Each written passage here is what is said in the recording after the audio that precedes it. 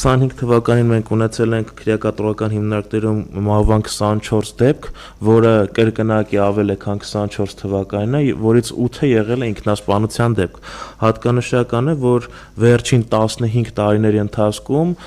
դա առավելագույն ցուցանիշն է ինքնասպանությունների թվի, այսինքն 2011 թվականից սկսած մենք ինքնասպանության նման բարձր ցուցանիշ չենք ունեցել։ Ունեցել ենք 2011 եւ 16 թվականներին 7 դեպք, իսկ 25-ին 8 դեպքը առավելագույնն է։ Սա վկայում է, որ ինքնասպանության եւ մահվան դեպքերի պատճառների ու դրանց նպաստող պայմանների վերհանման գործում թերացել են իրավասու մարմինները։ Իսկ ինչ խնդիրներ ենք մենք արձանագրել ենք նախ ինքնասպանության եւ ինքնավնասման ռիսկի գնահատման գործում խնդիրներ։ Ճիշտ է, 2022 թվականից քրեակատորական հիմնարկներում ներդրվել է ինքնասպանության եւ ինքնավնասման ռիսկի գնահատման գործիքը, սակայն Մարդու իրավունքների պաշտպանի աշխատակազմի կանխարգելման ազգային մեխանիզմի այցերն էլ ցույց են տալիս, որ դրա արդյունավետությունը շարունակում է ցածր մնալ։ Մասնավորապես մենք զրույցների ընթացքում մեր այցերի շրջանակներում ունեցած առանձնազրույցների ընթացքում, այդ թվում հոգեբանների հետ քրեակատորական հիմնարկների,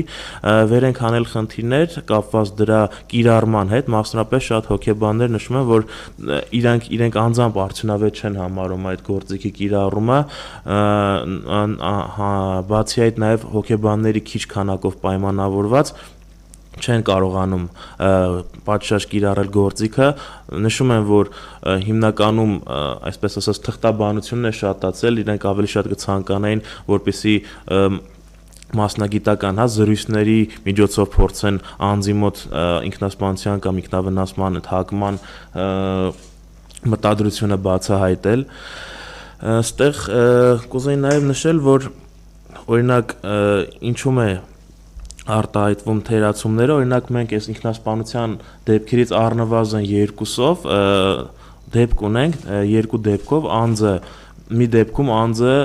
բազմաթիվ ինքնավնասումներ է կատարել, մասնավորապես իր ձեռքի 10 մատներից 8-ը կտրել է, այնուհետև ինքնասպան է եղել, մեկ այլ դեպքում էլ ինքնասպան եղած անձը դեպքից որոշ ժամանակ առաջ ինքնասպանության փորձ է կատարել։ 2 դեպքում էլ անձիկ եղել են ինքնասպանության բարձր ռիսկ ունեցող, նրանց նկատմամբ պետք է սահմանված լինել ուժեղացված հսկողություն, սակայն արդյունքում երկուսն էլ ինքնասպան է եղել ու բավարար միջոցներ չեն ձեռնարկվել։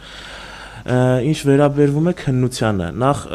քրեակատորական հիմնարկներում մահվան դեպքերի կապակցությամբ պաշտպանի աշխատակազմում սեփական նախաձեռնությամբ մահվան դեպքի կապակցությամբ